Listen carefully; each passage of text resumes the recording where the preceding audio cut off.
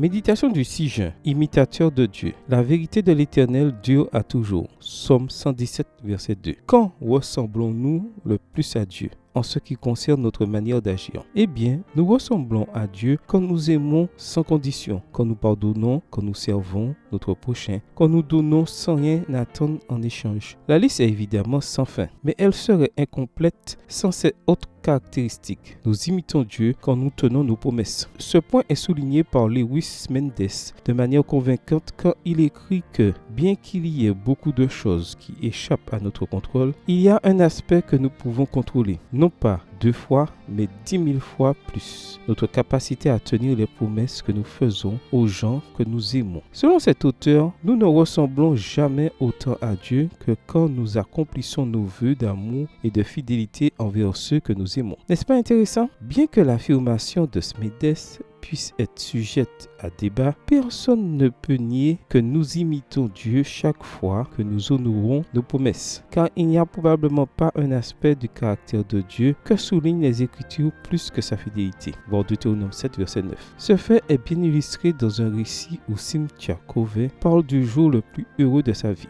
Elle dit qu'elle avait 12 ans quand son père, l'auteur Stephen Covey, lui promit de l'emmener en voyage d'affaires à San Francisco. Durant 3 mois, père et fille planifièrent ce qu'ils feraient dans les moindres détails. Visiter le quartier chinois, manger ensemble, se promener en trolleybus, voir des films et manger des glaces. Quand arriva le jour tant attendu, Cynthia était submergée par l'émotion. Mais alors un problème survint. Son père arriva à l'hôtel accompagné d'un homme d'affaires influent qui insistait pour les emmener faire un tour et dîner avec lui. En plus de cela, Cynthia voyait que cet homme insistait pour que son père accepte.